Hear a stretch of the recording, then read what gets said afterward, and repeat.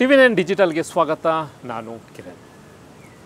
ಸುದೀಪ್ ಅಭಿನಯದ ಮಾಣಿಕ್ಯ ಚಿತ್ರದಲ್ಲಿ ಹೀರೋಯಿನ್, ಗೋಲ್ಡನ್ ಸ್ಟಾರ್ ಗಣೇಶ್ ಅಭಿನಯದ ಪಟಾಕಿ ಫಿಲಿಮ್ನಲ್ಲಿ ಹೀರೋಯಿನ್ ಆಗಿದ್ದಂಥ ರಮ್ಯಾ ರಾವ್ನ ಇವತ್ತು ಡೈರೆಕ್ಟರ್ ಆಫ್ ರೆವಿನ್ಯೂ ಇಂಟೆಲಿಜೆನ್ಸ್ ಅಂದರೆ ಕಸ್ಟಮ್ನ ಅಧಿಕಾರಿಗಳು ಆಕೆಯನ್ನು ಅರೆಸ್ಟ್ ಮಾಡಿ ಎನ್ಕ್ವೈರಿಯನ್ನು ಮಾಡ್ತಾಯಿದ್ದಾರೆ. ಹಾಗಾದರೆ ಏನು ಮಾಡಿದ್ಲು ಆಕೆ? ರಮ್ಯಾ ರಾವ್ ಮಾಡಿದ್ದಾದರೂ ಏನು? ಈಕೆ ದುಬೈಯಿಂದ ಬೆಂಗಳೂರಿಗೆ ಬಂದಿರ್ತಾಳೆ. ಕೆಂಪೇಗೌಡ ಇಂಟರ್ನ್ಯಾಷನಲ್ ಏರ್ಪೋರ್ಟ್ನಲ್ಲಿ ಕಸ್ಟಮ್ ಅಧಿಕಾರಿಗಳು ಆಕೆಯ ಬಳಿಯಿದ್ದ ಅಂದರೆ ಯಾವುದೇ ರೀತಿಯ ಬಿಲ್ ಇಲ್ಲದೆ ಇದ್ದಂಥ ಸುಮಾರು 14.8 kg ಚಿನ್ನವನ್ನು, ಸುಮಾರು 12-13 ಕೋಟಿ ಆಗ್ಬೋದು ಚಿನ್ನವನ್ನು ಆಕೆಯಿಂದ ವಶಪಡಿಸ್ಕೊಂಡಿದ್ದಾರೆ. ಈಗ ಆಕೆಯನ್ನು ಅರೆಸ್ಟ್ ಮಾಡಿಕೊಂಡು ಎನ್ಕ್ವೈರಿ ಮಾಡುವಂಥ ಕೆಲಸವನ್ನು ಆಕೆಯನ್ನು ಮಾಡ್ತಾಯಿದ್ದಾರೆ. ಇಲ್ಲಿಂದ ಹೇಗೆ ಬಂತು ಅಂದರೆ, ಯಾರು ಇವಳು ರಮ್ಯಾ ರಾವ್?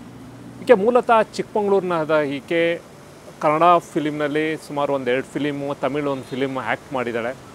ಜೊತೆಗೆ ಮಾಡಲಿಂಗ್ ಕೂಡ ಮಾಡ್ತಾಯಿದ್ಲು. ಅದಾದಮೇಲೆ ಕಳೆದ 4-5 ವರ್ಷದಿಂದ ಬಹುಶಃ ಯಾವುದೇ ರೀತಿಯ ಫಿಲಿಮನ್ನು ಆ್ಯಕ್ಟ್ ಮಾಡಿರಲಿಲ್ಲ.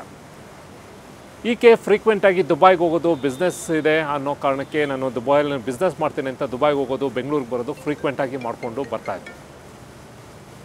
ಮತ್ತೊಂದು ಅಂದರೆ ನಮ್ಮ ಕರ್ನಾಟಕ ಪೊಲೀಸ್ ಹೌಸಿಂಗ್ ಕಾರ್ಪೊರೇಷನ್ನ DG ಹಾಗೂ MD ಆಗಿದ್ದಂಥ ರಾಮಚಂದ್ರ ರಾವ್ ಅವರ ಸ್ಟೆಪ್ ಡಾಟರ್, ಅಂದರೆ ರಾಮಚಂದ್ರ ರಾವ್ ಅವರ 2ನೇ ಹೆಂಡತಿಯ ಮಗಳು ಇವಳು.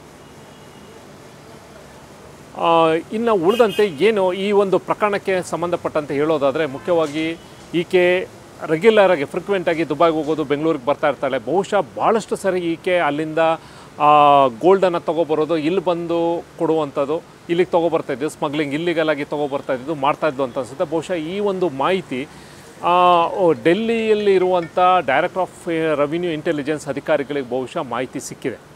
ಇಮಿಡಿಯೇಟಾಗಿ ಅವರು ಅಲರ್ಟ್ ಆಗ್ತಾರೆ. ಯಾಕೆಂದರೆ ಇಲ್ಲೆಲ್ಲೋ ಒಂದು ಕಡೆ DG ಮಗಳು ಅನ್ನೋ ಕಾರಣಕ್ಕೆ ಎಲ್ಲೋ ಒಂದು ಕಡೆ ಈಕೆನ ಸ್ಕ್ಯಾನಿಂಗ್ ಮಾಡೋದು, ಅಂದರೆ ಲೋಕಲ್ ಪೊಲೀಸರು ಒಂದಷ್ಟು ದೂರ ಕರ್ಕೊಂಡು ಹೋಗ್ತಾರೆ. ಇನ್ನು ಕಸ್ಟಮ್ ಅಧಿಕಾರಿಗಳು ಅಲ್ಲಿಂದ ಮುಂದಕ್ಕೆ ಬೋರ್ಡಿಂಗ್ ಪಾಸ್ ಅಲ್ಲಿವರೆಗೂ ಕರ್ಕೊಂಡು ಹೋಗೋದು, ಇದೆಲ್ಲವೂ ಕೂಡ ಬಹುಶಃ ಮಾಡ್ತಾಯಿದ್ರು. ಸರಿಯಾಗಿ ತಪಾಸಣೆ ಮಾಡ್ತಾ ಇರಲಿಲ್ಲ, ಅಥವಾ DG ಅಧಿಕಾರಿಯ ಮಗಳು ಅನ್ನೋ ಕಾರಣಕ್ಕೆ ಬಹುಶಃ ಅಷ್ಟೊಂದು ಸೀರಿಯಸ್ ಆಗಿ ಈಕೆಯನ್ನು ಮಾನಿಟ್ರು ಕೂಡ ಮಾಡ್ತಾ ಇರಲಿಲ್ಲ, ಅಥವಾ ಆಕೆ ತರುವಂಥ ಬ್ಯಾಗೇಜ್ಗಳನ್ನ ಕೂಡ ಬಹುಶಃ ಚೆಕ್ ಮಾಡ್ತಾ ಇರಲ್ಲ ಅನಿಸುತ್ತೆ. ಅಂದರೆ ಹೀಗಾಗಿ ಎಲ್ಲೋ ಒಂದು ಕಡೆ ಇಲ್ಲಿ ಅಧಿಕಾರಿ ಸಲೀಸಾಗಿ ಆಕೆ ದುಬೈಗೆ ಹೋಗೋದು ಬರೋದು, ಇಲ್ಲಿಂದ ಗೋಲ್ಡ್ ತರೋದು, ಇಲ್ಲಿ ಮಾಡೋದು, ಎಲ್ಲೋ ಒಂದಷ್ಟು ಇನ್ಫಾರ್ಮೇಷನ್ ಬಂದರೆ ಡೆಲ್ಲಿ ಅಧಿಕಾರಿಗಳು ನಿನ್ನೆ ಏನು ಮಾಡ್ತಾರೆ, ದುಬೈಲಿ ಆಕೆ ಎಮಿರೇಟ್ಸ್ ಫ್ಲೈಟನ್ನು ಟೇಕ್ ಆಫ್ ಆದ ತಕ್ಷಣ, ಅಲ್ಲೇ ಹತ್ತಿದಾಳೆ ಅಂತ ಗೊತ್ತ ತಕ್ಷಣ, ಇಷ್ಟೊಂದು ಚಿನ್ನ ತರ್ತಾ ಇದ್ದಾಳೆ ಅನ್ನೋದು ಗೊತ್ತಾದ ತಕ್ಷಣ ಇಮಿಡಿಯೇಟಾಗಿ ಡೆಲ್ಲಿಲಿದ್ದಂಥ ಅಧಿಕಾರಿಗಳು ನೇರವಾಗಿ ಬೆಂಗಳೂರು ಏರ್ಪೋರ್ಟ್ಗೆ ಬಂದು, ಕೆಂಪೇಗೌಡ ಇಂಟರ್ನ್ಯಾಷನಲ್ ಏರ್ಪೋರ್ಟಿಗೆ ಬಂದು ಕಾಯ್ತಾ ಇರ್ತಾಳೆ ಆಕೆಗೋಸ್ಕರ.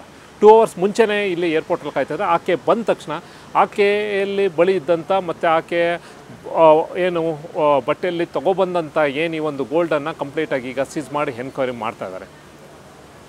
ಹಾಗಾದರೆ ಇದು ಫಸ್ಟ್ ಟೈಮ್ ಅಂತೂ ಅಲ್ಲ. ಆಮೇಲೆ ಜೊತೆಗೆ ಈಕೆ ಒಬ್ಬಳೇ ಈ ಒಂದು ಕೆಲಸವನ್ನು ಮಾಡ್ತಾಯಿಲ್ಲ, ಇದು ಕಂಪ್ಲೀಟಾಗಿ ಒಂದು ನೆಟ್ವರ್ಕ್ ಇದೆ. ಅಂದರೆ ದುಬೈಲಿ ಆಕೆ ಅಲ್ಲಿಯ ಬಿಸ್ನೆಸ್ ಮ್ಯಾನ್ ಹತ್ರ ಯಾರ ಹತ್ರನೋ ತೊಗೊಳ್ಳುವಂಥದ್ದು, ಅಲ್ಲಿ ಯಾರೋ ಒಬ್ಬರು ಈಕೆಗೆ ಕೊಡ್ತಾರೆ.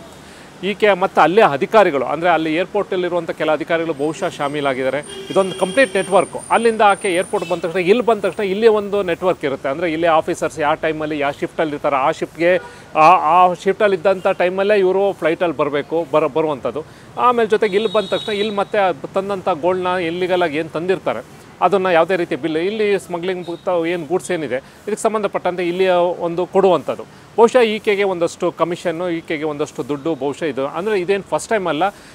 ಒಂದಷ್ಟು ಮಾಹಿತಿ ಪ್ರಕಾರ ಕಳೆದ 15 ದಿನದಲ್ಲಿ ಸುಮಾರು 5 ಬಾರಿ ಆಕೆ ಬೆಂಗಳೂರಿಂದ ದುಬೈಗೆ ಹೋಗಿ ದುಬೈಯಿಂದ ಇಲ್ಲಿಗೆ ಬಂದಿರುವಂಥದ್ದು ಈಗ ಒಂದಷ್ಟು ಇನ್ಫಾರ್ಮೇಷನ್ ಸಿಕ್ಕಿದೆ.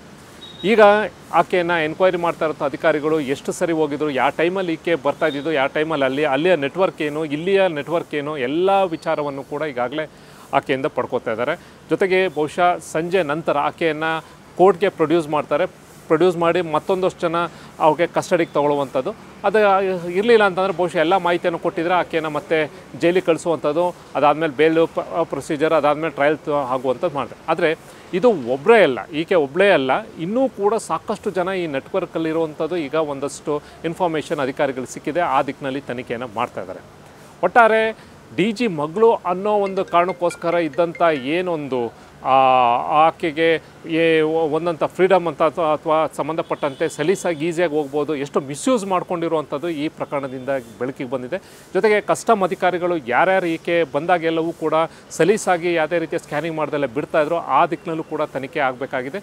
ಅದು ಮಾಡುವಂಥ ತನಿಖೆಯನ್ನು ಈಗಾಗಲೇ ಡೈರೆಕ್ಟರ್ ಆಫ್ ರೆವಿನ್ಯೂ ಇಂಟೆಲಿಜೆನ್ಸ್ ಅವರು ಈಗ ಮಾಡ್ತಾ ಇದ್ದಾರೆ. ಇದೇ ಈ ದಿನದ ವಿಶೇಷ. Thank you.